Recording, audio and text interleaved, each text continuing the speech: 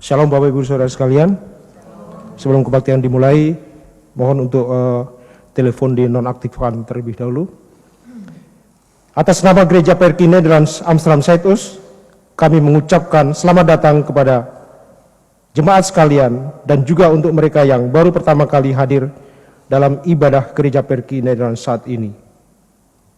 Ibadah hari ini dipimpin oleh Bapak Pendeta Stanley Cahyadi dan diiringi permainan musik oleh Ibu Susan Bruskalir dan tim Kantoria. Marilah kita beribadah kepada Tuhan Allah kita di tempat ini maupun di rumah masing-masing atas anugerah dan kasih-Nya. Untuk itu jemaat dipersilahkan berdiri dan kita akan bernyanyi bersama menyanyikan lagu dari Kidung Jemaat 344 ayat 1 dan 2.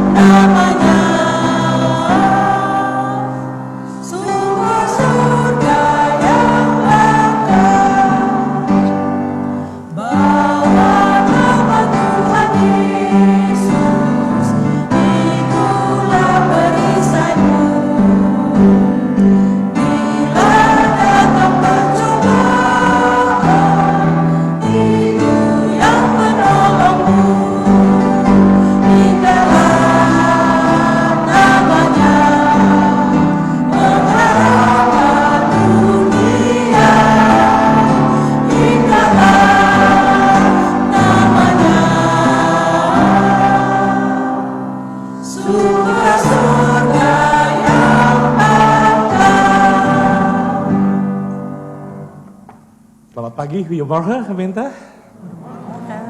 Kita bersyukur untuk kesempatan bisa beribadah pada pagi hari ini. Mari kita landasi ibadah ini dengan keyakinan bahwa ibadah kita pada hari ini terjadi dalam nama Allah Tritunggal yang kekal, Bapa dan Anak dan Roh Kudus. Salam sejahtera dan kasih karunia daripada Tuhan kita Yesus Kristus menyertai saudara sekalian.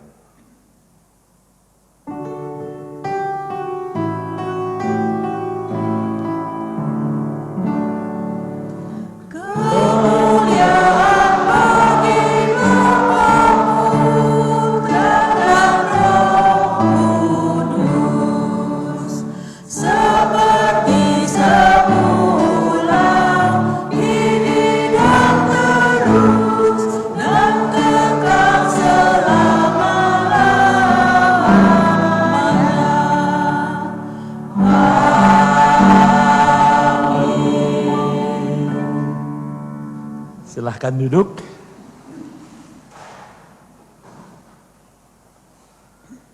Nats pembimbing bagi kita pada pagi hari ini terambil dari kitab Yohanes pasal yang ke-6 ayatnya yang ke-38. Yohanes pasal 6 ayat 38.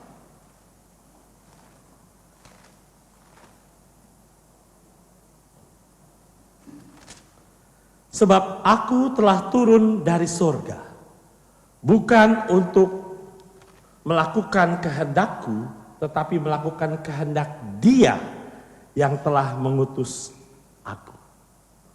Ini perkataan Yesus. Yesus datang untuk melakukan kehendak Bapa, bukan kehendakku. Ini problemnya saudara dalam mengikut Tuhan Yesus. Eigen wil atau de wil van God. Itu bedanya tipis. Kita kadang-kadang bilang ini kehendak Tuhan, padahal kehendak sendiri. Ya, tapi kita mau belajar dari Tuhan.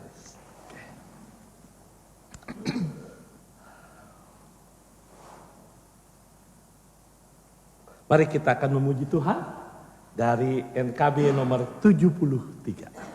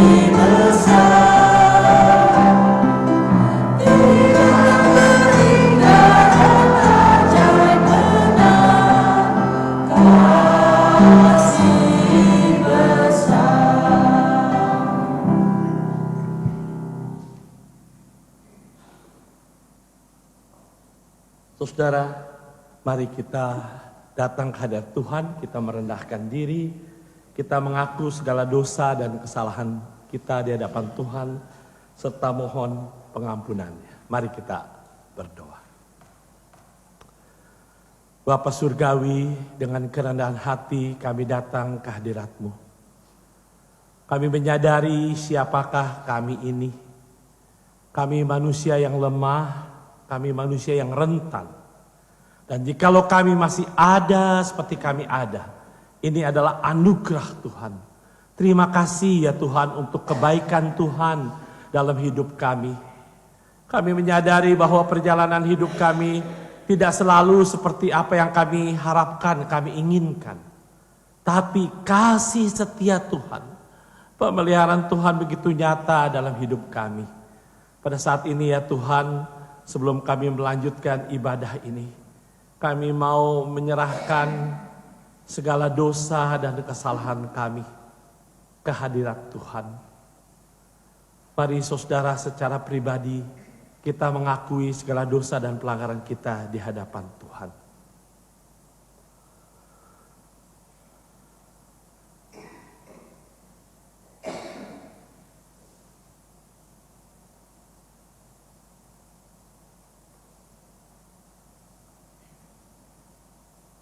Ya Tuhan, Allah yang Maha Pengasih dan Penyayang serta Pengampun, kami bersyukur karena kasih-Mu begitu besar kepada kami.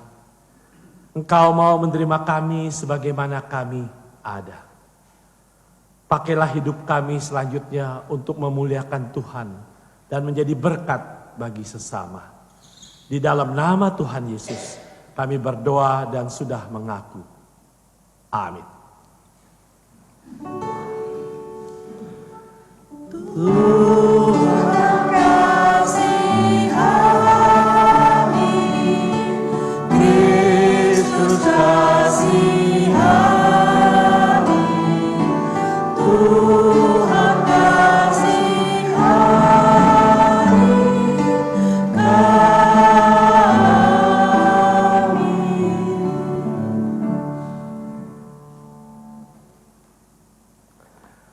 Saudara, sebagai hamba Tuhan, saya memberitakan pengampunan dosa bagi setiap orang yang sungguh-sungguh mau bertobat. Allah kita tuh luar biasa. Dia tidak pernah memperhitungkan masa lalu kita. Tapi dia mau menerima setiap orang yang mau merendahkan diri. Mengakui segala dosa di hadapan Tuhan. Dengarkanlah berita anugerah terambil dari Roma 5 ayat yang pertama.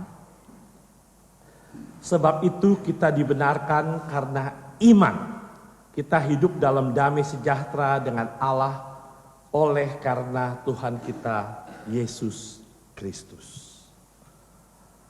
Saya undang jemaat untuk bangkit berdiri. Dengarkanlah petunjuk hidup baru yang terambil dari Filipi pasal yang kedua, ayat yang ke-9 dan ayat yang sampai yang ke-11. Filipi pasal 2. Itulah sebabnya Allah sangat meninggikan dia, mengaruniakan kepadanya nama di atas segala nama, supaya dalam nama Yesus bertekuk lutut segala yang ada di langit dan yang ada di bumi dan yang ada di bawah bumi, dan segala lidah mengaku Yesus Kristus adalah Tuhan, bagi kemuliaan Allah Bapa. Silakan duduk. Oh, sorry, kita masih penyanyi ya? Nyanyi? Ya.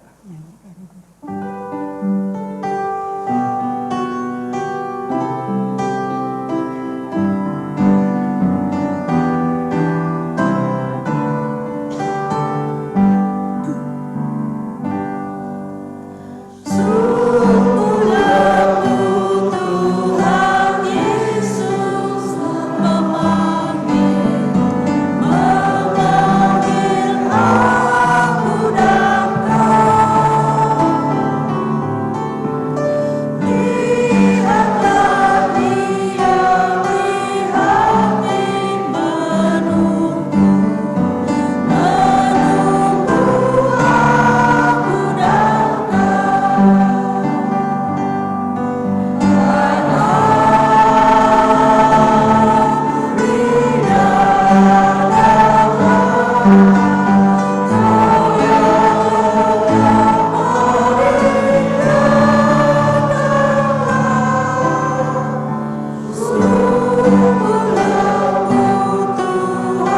Yesus memanggil kau yang sesat,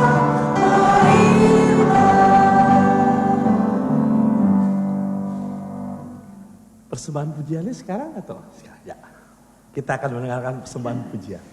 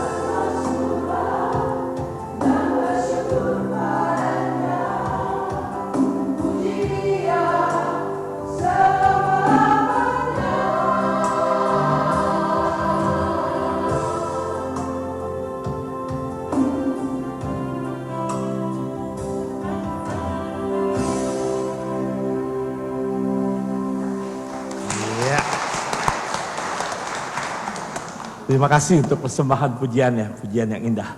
Saudara, kalau kita perhatikan tadi liriknya, itu menggambarkan kehidupan kita. Suka dan duka. Tapi kita bersyukur kita tidak berjalan sendiri. Kita punya Tuhan. Inilah perjalanan iman. Lalu bagaimana? Kita diminta memuji dan bersyukur. Bersyukur bukan berarti nggak ada masalah. Justru di tengah masalah, kita bisa merasakan anugerah dan kebaikan Tuhan. Nah, itu yang kita syukuri. Ya. Nah, saudara, sebelum kita akan membaca dan menurunkan firman Tuhan, mari kita bersatu dalam doa, kita mohon pimpinan Roh Kudus. Bapa Surgawi, tiba saatnya kami akan membaca dan merenungkan firman-Mu. Kami siap untuk membuka hati dan pikiran kami ya Tuhan. Sungguh kami membutuhkan kebenaran firman-Mu. Karena pada saat ini ada begitu banyak ajaran. Dan kami diberi begitu banyak kebebasan untuk mengikuti kehendak kami. Tapi sebagai anak-anak Tuhan, biarlah firman Tuhan ini yang boleh menjadi pedoman dalam hidup kami. Berbicaralah kepada kami semua ya Tuhan, karena kami anak-anak-Mu siap untuk mendengarkannya. Di dalam nama Tuhan Yesus, firman yang hidup kami berdoa. Amin.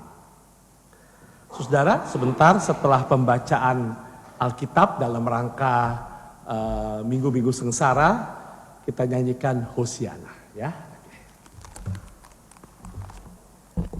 Pembacaan firman Tuhan terambil dari Lukas 19 ayatnya yang ke-41 sampai dengan 44. Dan ketika Yesus telah dekat dan melihat kota itu, ia menangisinya, katanya, "Wahai, betapa baiknya jika pada hari ini juga engkau mengerti apa yang perlu untuk damai sejahteramu.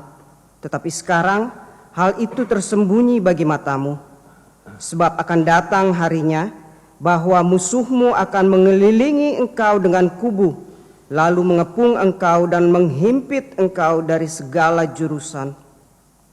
Dan mereka akan membinasakan engkau beserta dengan pendudukmu, dan pada tembokmu mereka tidak akan membiarkan satu batu pun tinggal terletak di atas batu yang lain.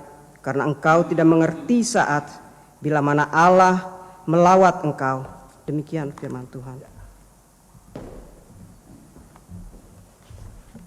In het Nederlands, Lucas 19, vers 41 tot en met 44. Zo luidt de Bijbel. Toen hij Jeruzalem voor zich zag liggen, begon hij te huilen om de stad. Hij zei, had ook jij op deze dag maar geweten wat vrede kan brengen. Maar dat blijft voor je verborgen, ook nu. Want er zal een tijd komen dat je vijanden belegeringswerken tegen je oprichten, je omsingelen en je van alle kanten insluiten. Ze zullen je met de grond gelijk maken en je kinderen verdelgen. En ze zullen geen steen op de andere laten, omdat je de tijd van Gods ontferming niet hebt herkend. Zo luidt de Bijbel. Hosiana.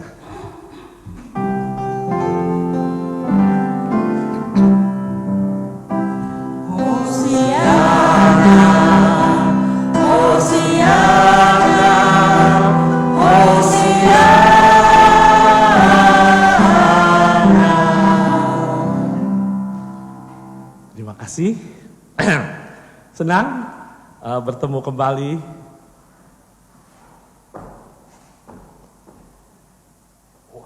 Oh ya, sorry. Ada kira ada. Nu de kinderen mogen naar kinderen Ferdinand? Ada ya. Sorry. Ya. Oh ya. Saya kira udah pada dewasa semua. Cepat ya. Sorry ya. Ya, oke, ya. Ya, goeie Oke, ya. Lihat gak? Salamnya beda. Kalau kita begini ya, kalau dia begitu. Ya, oke. Nah, Oh, udah lama juga nggak ketemu di sini. Saya senang di sini. Apalagi ada Pak Purba. Karena kemana-mana saya bilang, oh orang Batak juga, iya. Ya, tapi ini pura-pura Batak. Kalau yang ini Batak asli. Ya, saya baru pulang dari Indonesia, saudara. Ya, jadi ini icebreaker dulu, nggak ada nih Jessica ya. Ya, ada 3 hal. Yang pertama, salah ambil koper. Koper orang saya bawa. Tahun lalu koper yang sama dibawa sama orang. Ya, cuman kalau saya mah ya kita lihat aja lah nanti tuker. Kalau isi saya mikirin, dalamnya ada rendang, ada jengkol, ada kikil. Waduh gimana katanya. Ya, tapi untung aman. Ya. Lalu yang kedua, saya jatuh. Tadi saya cerita. Untung aja masih ada, masih hidup. Bayangin kalau nangka jatuh, gedebuk. Ini hampir 100 kilo. Ya, bisa bayangin nggak?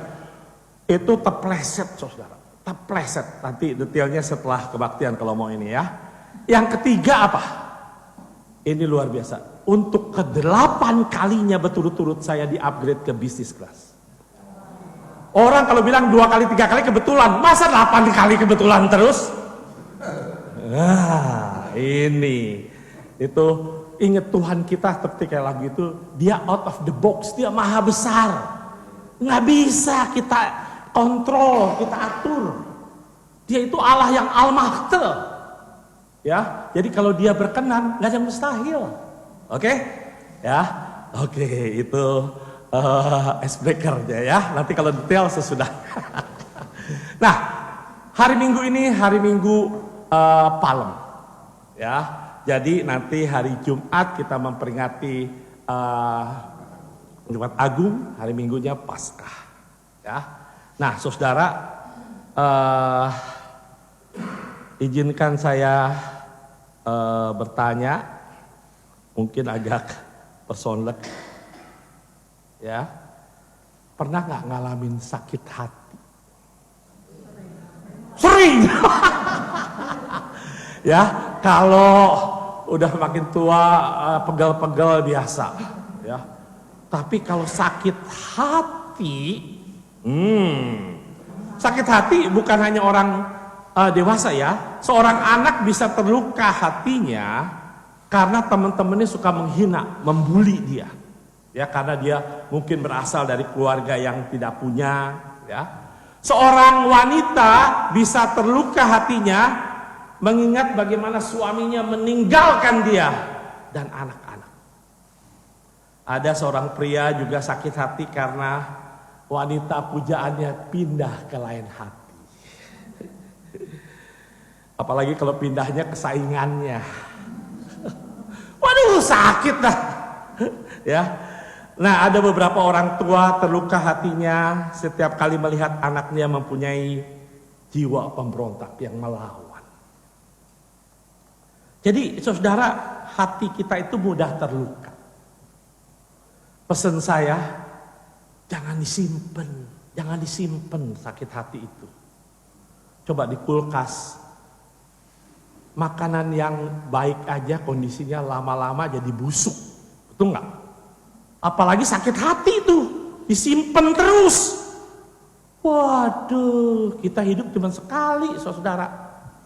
Ya, nah, jadi kita perlu perhatikan ini. Ya, kita ngalamin pemulihan. Ya, nah, apa dampak dari sakit hati, saudara? Hati-hati, karena kenapa? Tidak sedikit orang yang karena sakit hati, atau hatinya terluka, itu mudah berubah sikap. Saya pakai istilah dari cinta buta menjadi benci buta. Tadinya dipuji-puji, dibela, ditinggikan. Ada teman, berteman baik. Tapi karena sesuatu jadi membencinya dan memusuhinya. Nah, apapun yang dilakukan oleh orang yang dibenci dan dimusuhinya selalu salah, nggak ada yang benar. Nah, lalu bagaimana kita menghadapi dan berusaha memulihkan hati yang terluka. Ini gak mudah. Kadang sulit menyembuhkan sakit hati itu.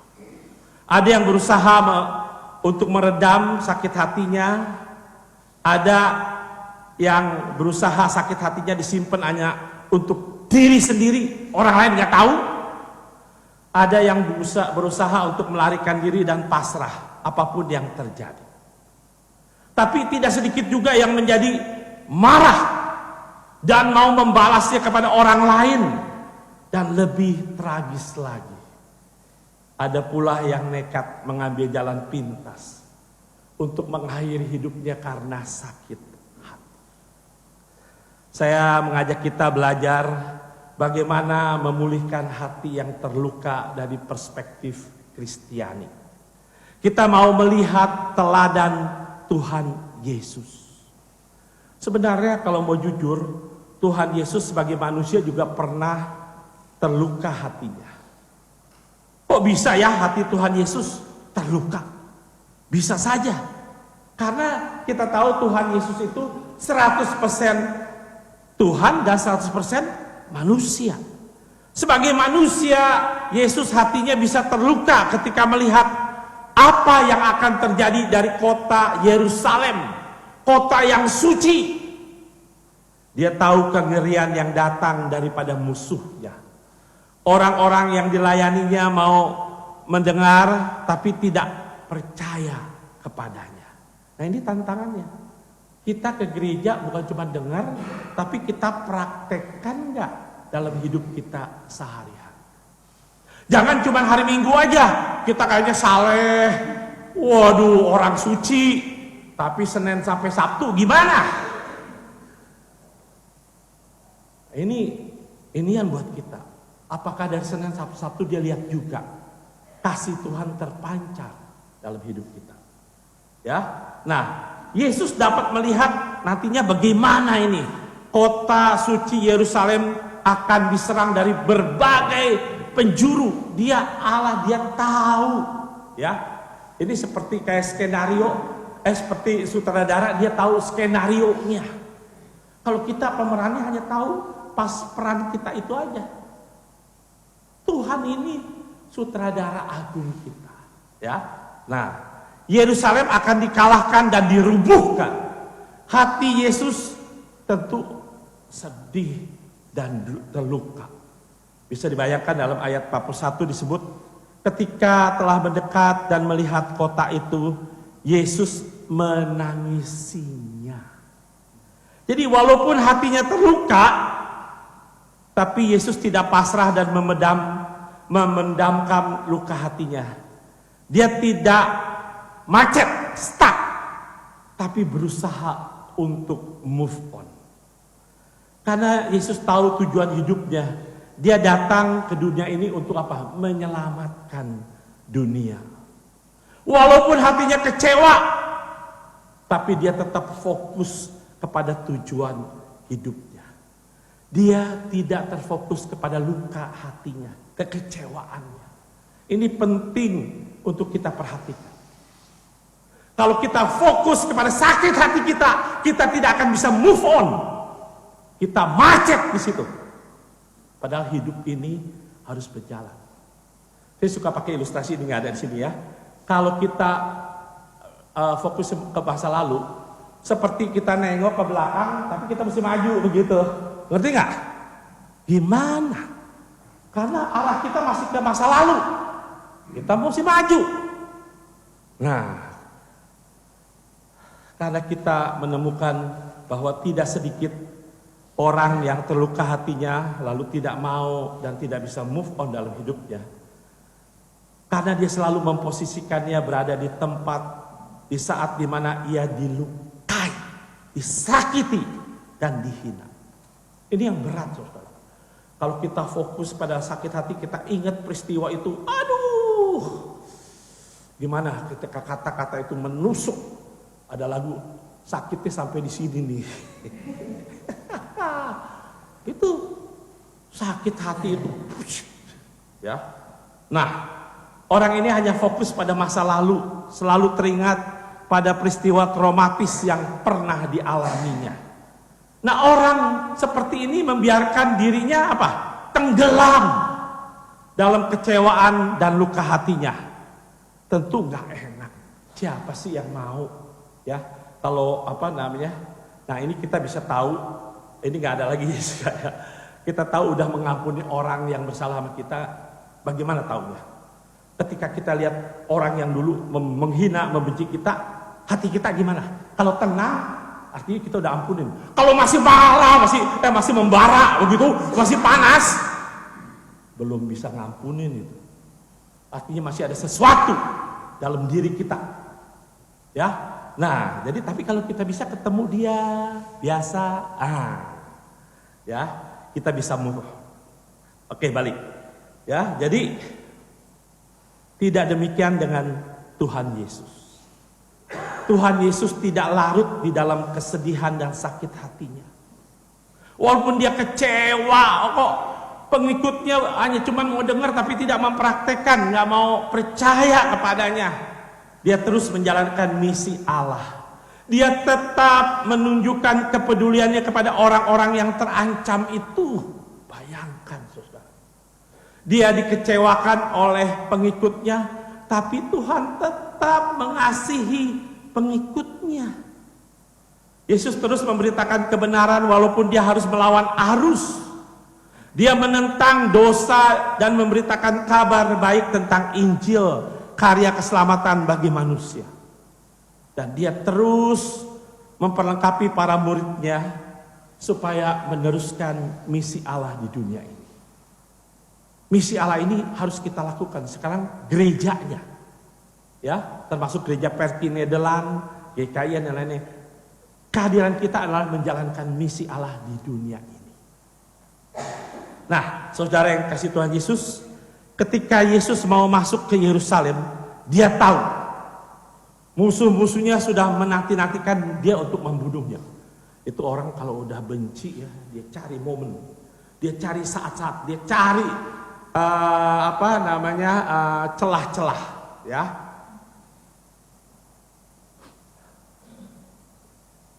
Tapi hal ini tidak membuat dia gentar, tidak menghindar. Yesus bukanlah seorang yang takut mati. Dia berani ambil resiko. Kita tahu pergumulannya nggak berat di Taman Getsemani ya. Tapi ketika dia bilang iya, dia siap. Dia sebenarnya masih mempunyai keinginan, bisa saja dia membebaskan, menyelamatkan diri, dia Tuhan. Tapi tidak, dia setia kepada tugas panggilannya untuk menjadi juru selamat. Bisa saja dia melawan dan menggunakan kekerasan. Sebagai Tuhan dia dapat berbuat apa saja untuk melawan. Dia punya power, punya mah, tapi tidak dilakukannya. Dan demi ketaatannya kepada Bapaknya, dengan sadar bebas dia memilih untuk memikul salib. Bukan karena terpaksa, bukan juga karena dipaksa, tetapi dia berusaha untuk taat. Taat menjalani kehendak Allah, bukan kehendaknya sendiri. Nah, ada yang menarik dari cara Yesus mengatasi pergumulan pada waktu itu. Kita lihat di sini, ternyata Tuhan Yesus tidak terbawa emosi, tapi dengan kepala dingin. Ini kalau segala sesuatu dilakukan atau mengikuti perasaan atau emosi, repot. Ya, kita nggak bisa berpikir jernih kalau terbawa perasaan, emosi. Tapi Yesus dapat menguasai dirinya untuk tetap bisa menjalani misinya di tengah tantangan yang ada. Kita mau lihat apa yang Tuhan Yesus lakukan. Yang pertama, Yesus merencanakan segala sesuatu dengan cermat dan tidak gegabah. Saudara, bukankah ketika hati kita masih dikuasai oleh emosi karena sakit hati, sulit untuk kita bisa berpikir jernih dan benar? Betul nggak? Kalau kita lagi emosi, lagi panas, nah, ini ilustrasi juga ya. Suami istri lah, ya kadang-kadang kalau kita ada konflik sama istri ngomong begini, Kita diem dulu mikirin apa, gua balas kata-kata apa deh. Begitu kan? Oh, emosi. Yang kita pikir apa? Balas. Nah, itu emosi. Ya, bagaimana kita bisa ini tenang? Ya. Nah, kalau kita baca Lukas 19:28 dikatakan Tuhan Yesus berjalan mendahului murid-muridnya ke Yerusalem. Ini menarik. Jadi sebelum dia udah datang secara diam-diam. Untuk apa? Istilah yang lagi rame apa nih? Cawe-cawe katanya. Artinya diam-diam dia datang, Yesus ke sana untuk mempersiapkan segala sesuatu. Wah, ini Tuhan Yesus hebat. Dia ingin merencanakan sesuatu dengan persiapan yang matang.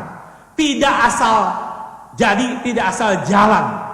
Tapi dia berusaha untuk menjalankan peran yang dipercayakannya dengan sebaik mungkin. Ini penting. Saya udah pernah bilang ya, saudara dan saya kita aktor dan aktris. Bukannya drakor, draktris.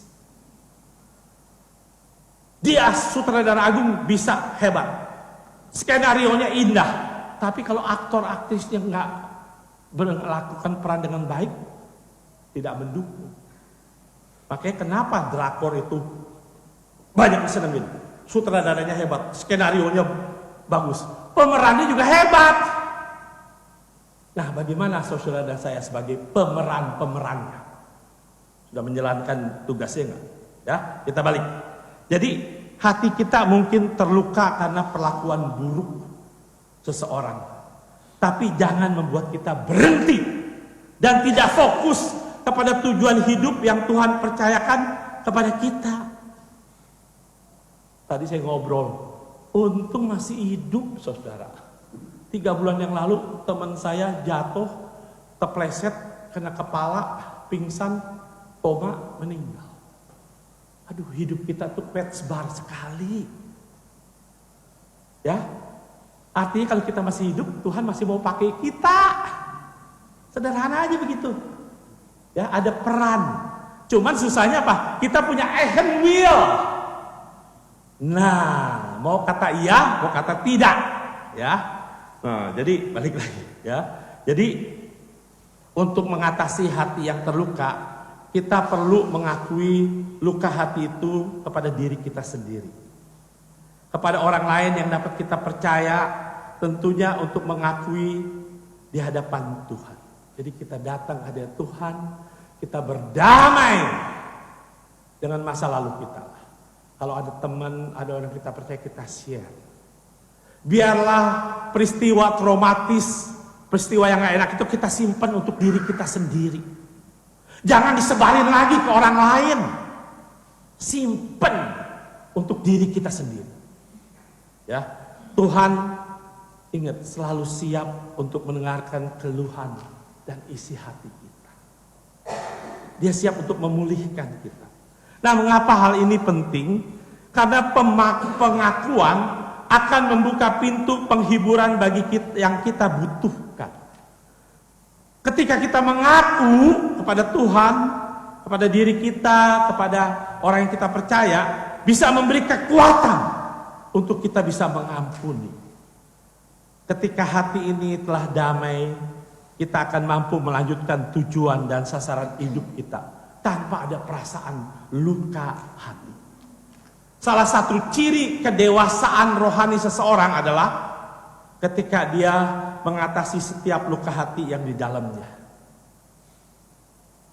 Ketika dia mampu untuk tidak menularkan sakit hatinya, sehingga tidak berdampak negatif kepada orang lain. Nah, itu yang pertama, saudara. Yang kedua, setelah melakukan perencanaan yang baik, Yesus mengatur strategi dan taktik yang tepat. Yesus tahu bahwa para musuhnya mencari kesempatan yang baik untuk membunuh dia. Bayangkan, di sini bukan cari kesalahan, tapi mau membunuh Yesus. Mereka ingin membunuhnya secara diam-diam supaya tidak menimbulkan masalah. Nah, untuk itu Yesus berusaha untuk tidak ditikam dari belakang. Dia mengatur untuk masuk ke Yerusalem bersama-sama dengan murid-muridnya. Jadi rame-rame. Sehingga dengan demikian apa?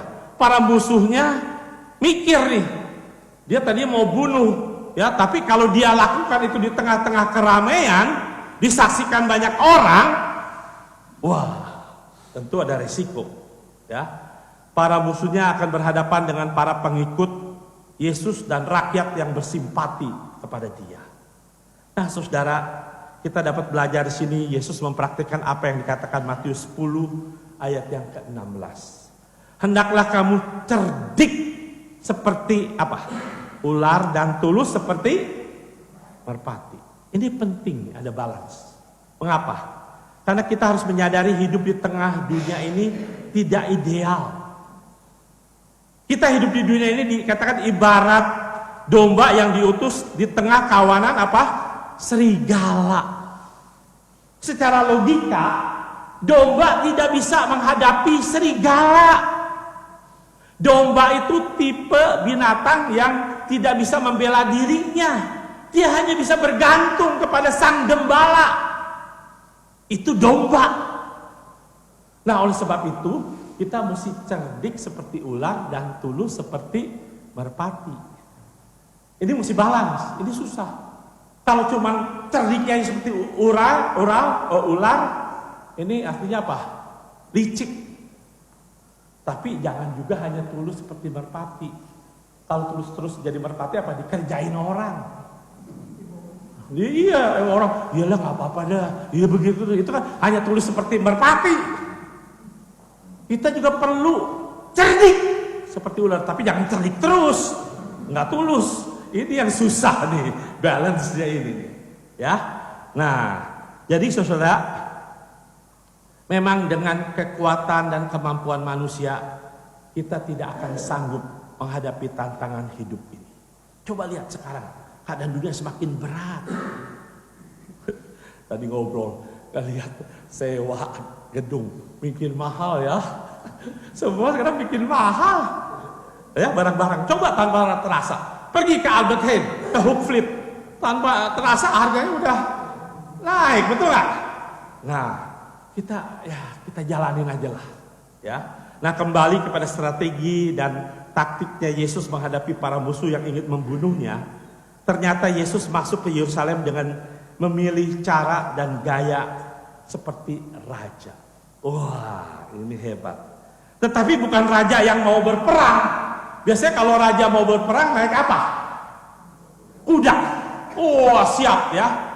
Tapi Yesus datang masuk ke Yerusalem tidak naik kuda, lambang mau berperang dengan senjata dan kekerasan, tapi dia naik apa? Keledai. Ya ampun, saudara. Keledai ini binatang yang melambangkan kedamaian dan kasih sayang. Itulah Tuhan kita. Dia punya dia punya power. Nggak naik kuda, tapi naik apa? Keledai. Nah, mari kita perhatikan bersama apa yang Yesus perbuat ketika saat kematiannya begitu dekat. Hati Tuhan Yesus masih peduli dan mengingat orang-orang yang dicintai. Dan di atas keledainya dia seakan-akan berkata kepada penduduk Yerusalem, mungkin selama ini kamu hanya mendengar aku, kini engkau melihatnya sendiri. Masihkah kalian mengeraskan hati untuk menerima aku sebagai raja? Aku datang untuk menawarkan perdamaian, kasih sayang yang dapat memulihkan hati yang terluka. Tapi sekali lagi, Tuhan kita tidak pernah memaksa. Kita juga jangan memaksa orang. Untuk mengakhiri khotbah ini ada kata-kata yang bagus. Dalam bahasa Inggris berkata gini, you cannot go back and change the beginning, but you can start where you are and change the ending with seeking God. Terjemahan bebas ya, kita tidak bisa kembali merubah awal atau masa lalu kita. Tapi apa yang kita bisa lakukan di tempat kita berada saat ini, kita fokus, kita bisa mengubah akhirnya untuk mengakhiri dengan baik. Finishing well. Jangan hanya selesai, tapi selesai dengan baik. Tuhan memberkati kita semua. Amin.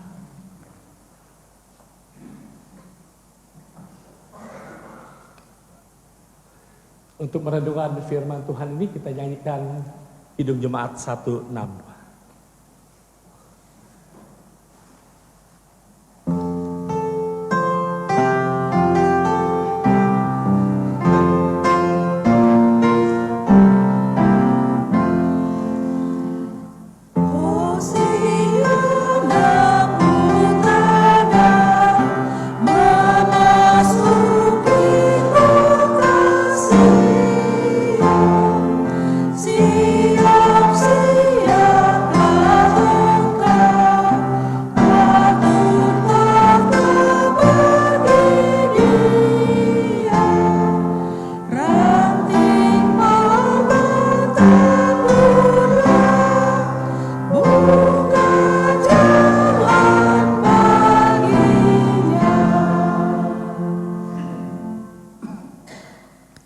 Jemaat Tuhan, saya undang untuk bangkit berdiri.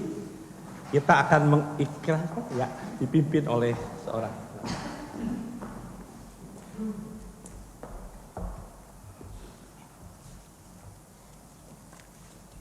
Jemaat yang kasih, bersama semua orang percaya di segala waktu dan tempat, kita mengaku iman menurut pengakuan iman rasuli.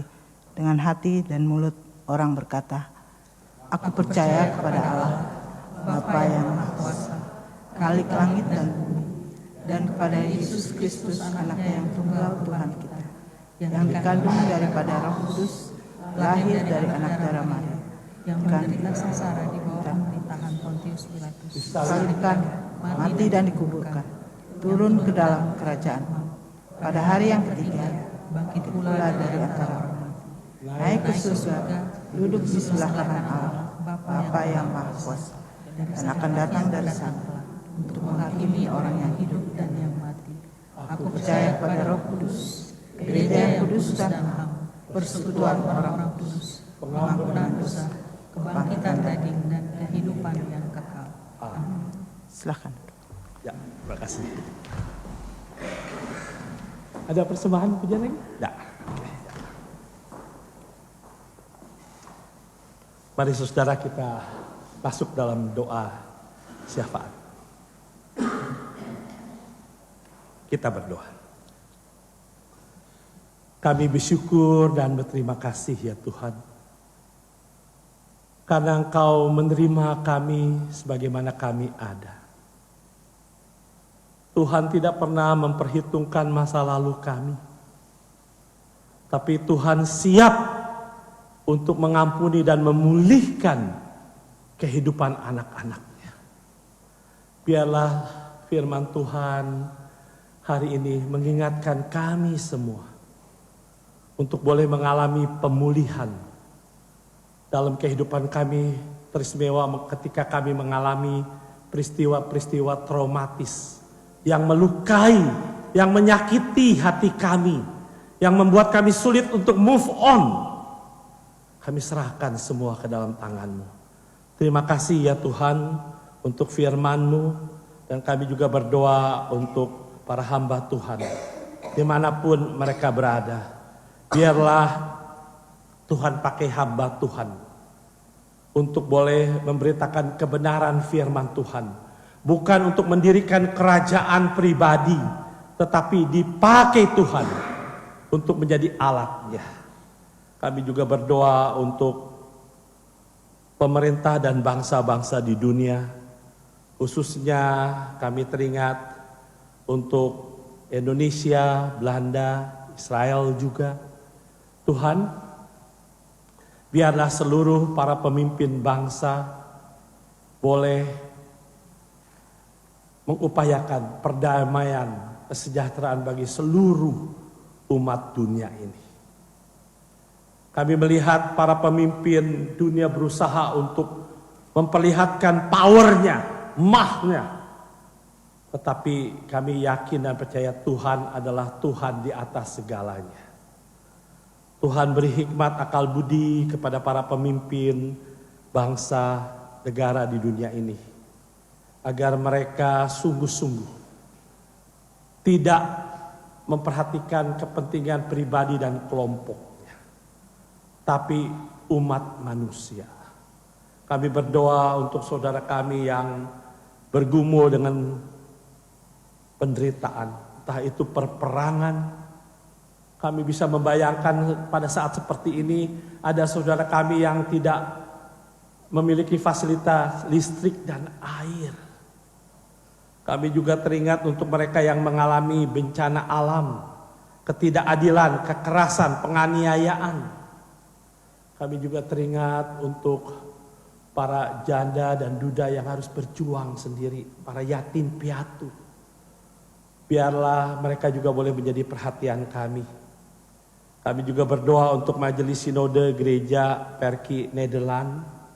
Kami ingin berdoa untuk Ibu Pendeta Ida Patinama dan keluarga, Bapak Jack Barukana dan juga Segri. Kami juga berdoa untuk para pendeta yang boleh melayani di Gereja Perki Nederland bersama dengan keluarga. Kami juga berdoa untuk para majelis pengurus jemaat Gereja Perki Nederland baik di Almere, Amsterdam, Zuidoost, Arnhem, Voorburg, Zwolle, serta seluruh jemaatnya. Dan kami juga berdoa khususnya untuk jemaat Gereja Perki Nederland Amsterdam Zuidoost yang sedang bergumul dengan sakit penyakit atau dalam masa pemulihan. Kami teringat untuk Bapak Andre Sahetapi, Ibu Paula Beyer, Ibu Ade Marpaung, Ibu Giok Mohtar, Ibu Sinta Sutisna, Ibu dan Bapak Pardede, Bapak Liam, Ibu Truli Tanahatu, Ibu Ice Mahulete, Bapak Bobi Nelwan, Bapak Will Mostad, Bapak Sofian Rusli, Bapak Adrian Sumampau, dan Saudara Larry Kraus. Kiranya Tuhan tolong untuk saudara kami ini dan juga mereka yang tidak disebutkan namanya, yang sedang bergumul dengan sakit penyakit. Kiranya Tuhan memberi kekuatan kepada mereka dan kami semua. Karena hidup ini adalah anugerah dan juga kesempatan. Kami juga bersyukur untuk saudara kami yang berulang tahun. Kiranya Tuhan memberkati kehidupan mereka. Terima kasih Tuhan sudah tambahkan 1 tahun lagi usia mereka. Biarlah mereka semakin dewasa di dalam iman. Kami serahkan perjalanan hidup mereka ke dalam tangan Tuhan. Bapa dalam surga, kami mau menyerahkan perjalanan hidup kami selanjutnya ke dalam tangan Tuhan. Bimbinglah kami dan ingat khususnya menjelang memperingati Jumat Agung dan Paskah. Kami diingatkan bahwa kami tidak berjalan sendiri. Kami berjalan bersama dengan Tuhan yang sudah memberikan dirinya menebus dosa-dosa kami dan bangkit kembali untuk memberi harapan kepada kami. Terima kasih ya Tuhan. Kami mau serahkan doa syafaatan kami yang tidak sempurna ini yang kami alaskan dalam nama Tuhan Yesus yang sudah mengajar kami berdoa. Bapa kami yang di surga, dikuduskanlah namamu, datanglah kerajaan, jadilah kehendak di bumi seperti di surga. Berilah pada hari ini makanan kami yang secukupnya, dan ampunilah kami akan segala kesalahan. Seperti kami juga mengampuni orang yang bersalah kepada kami. Dan janganlah membawa kami ke dalam pencobaan, tapi lepaskanlah kami daripada yang jahat. Karena Engkaulah yang punya kerajaan dan kuasa dan kemuliaan sampai selamanya. Amin.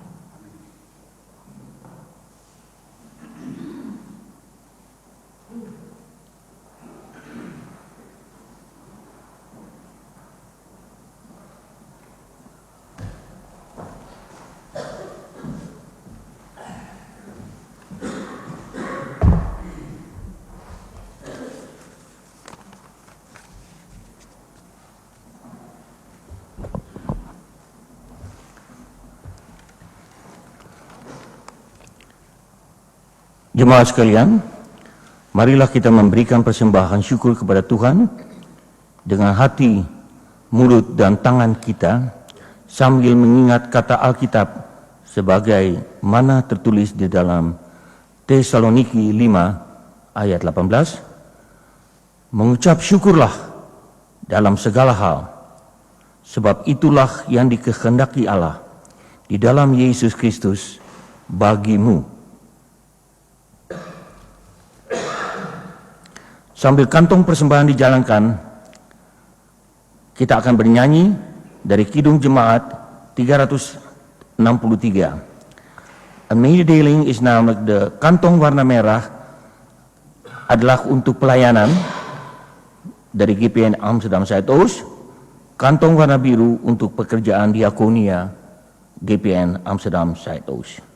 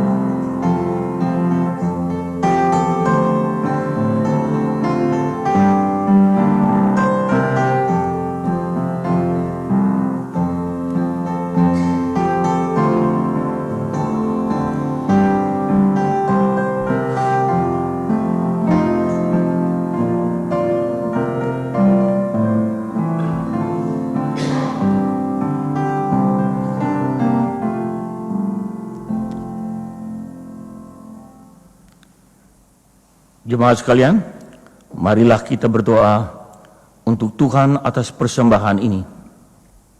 Mari kita berdoa. Tuhan Bapa di sorga, kami hadir di hadapan-Mu dengan hati yang tunduk dan bersyukur atas semua anugerah yang telah Engkau berikan kepada kami. Terima kasih karena Engkau selalu memelihara dan memberkati kami. Kami ingin mempersembahkan segala yang kami miliki kepadamu, baik di dalam waktu, talenta, maupun harta. Semuanya adalah milik-Mu, dan kami ingin menggunakannya untuk memuliakan nama-Mu.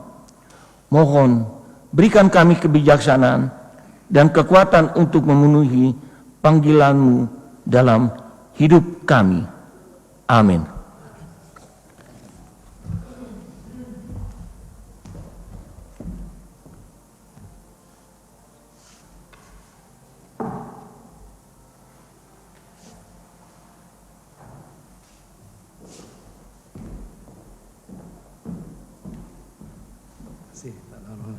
Cuma Tuhan sudah untuk kita bangkit berdiri. Kita akan akhiri. Oh, anak-anak kan tadi? Oh ya, oke.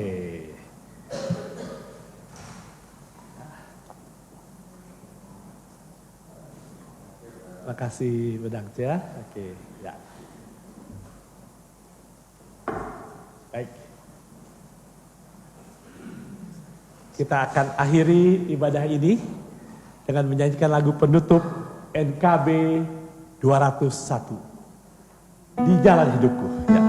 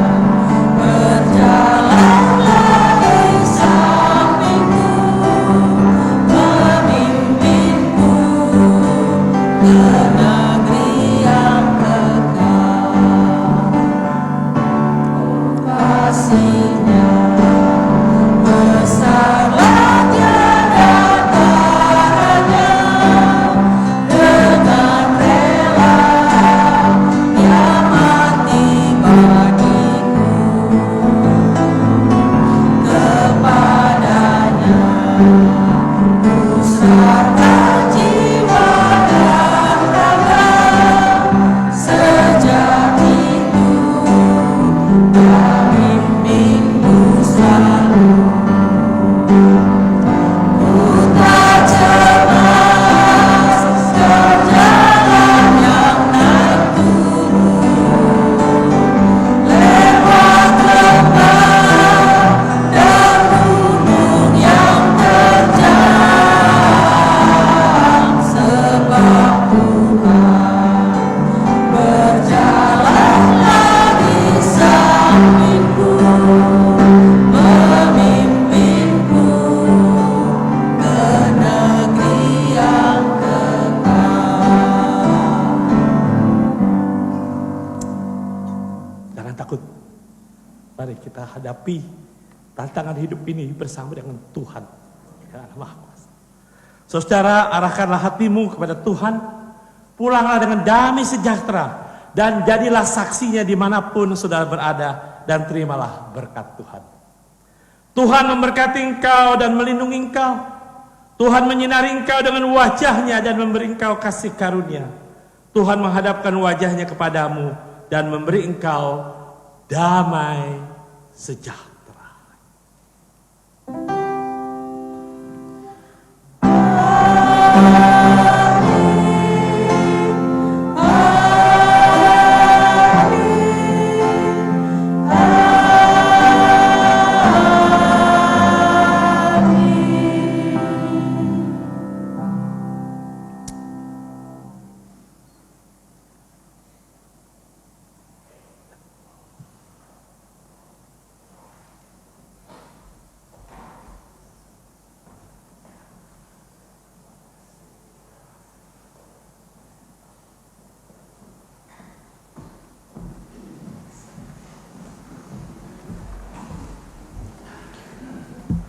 Selamat pagi Bapak Ibu sekalian. Akan kita dengarkan pengumuman warta jemaat pada hari Minggu ini bersama-sama. Atas nama Majelis Gereja Perki Nederland Amsterdam Zuidoost, kami mengucapkan terima kasih kepada Bapak Pendeta Stanley Casyadi atas yang telah memimpin ibadah pada hari Minggu ini, dan kepada Ibu Susan Puskalir untuk iringan musik, tim Kantoria dan vokal grup Kitasa. Tuhan Yesus memberkati. Hari ini akan diadakan Bible Study di kamar 2. Mohon jemaat badan pengurus untuk bisa hadir di kamar 2 pada jam 13 atau setelah ramah tamah. Kita bisa langsung memulai bila waktu dan ruangan sudah memungkinkan, dan kebaktian PA ini akan dipimpin oleh Bapak Pendeta Fritz Ritsakota. Kehadiran Bapak Ibu sekalian kita harapkan. Yang berikutnya adalah pada hari Rabu yang akan datang akan diadakan buka puasa bersama, dan yang terakhir sebelum Paskah di gereja Nieuwstad pada hari Rabu yang akan datang, dan akan dikoordinir oleh GPN Amsterdam Zuidoost yang akan dipimpin oleh Ibu Ida Anariariko Patinama. Kehadiran jemaat dan badan pengurus sangat kami harapkan. Yang berikutnya adalah kebaktian Jumat Agung akan dikoordinir oleh Gereja Perki Nederlands Voorburg pada hari Jumat tanggal 18 April 2025 dari pukul 6 sore bertempat di Koningskerk, Bruiningen Husland 4 2273 KR Voorburg, yang akan dipimpin oleh Ibu Francis Makati Bukambai. Dalam kebaktian ini juga akan diadakan perjamuan kudus. Yang berikutnya adalah kebaktian Paskah.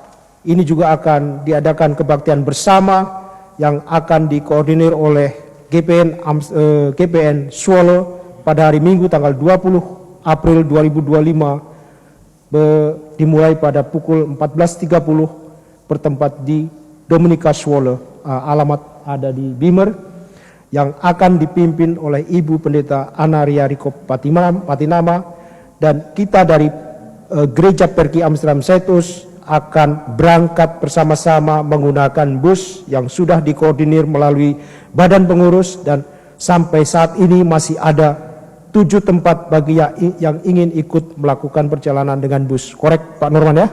7 tempat mohon untuk segera mendaftar bila ingin bersama-sama dengan bus berangkatnya.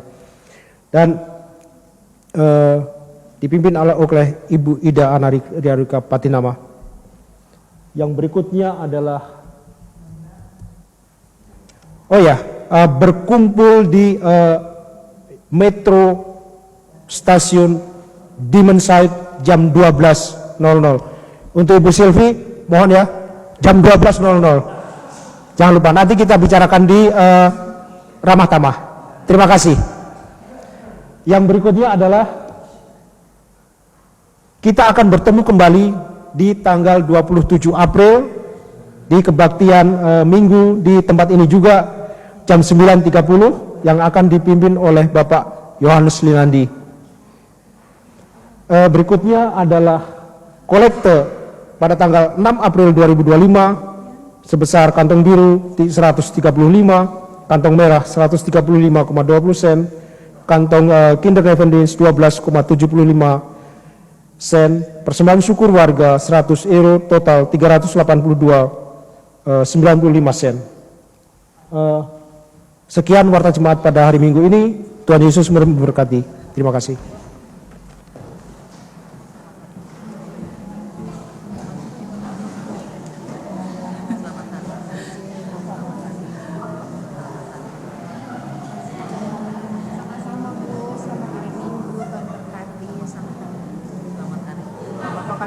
Mantap kali.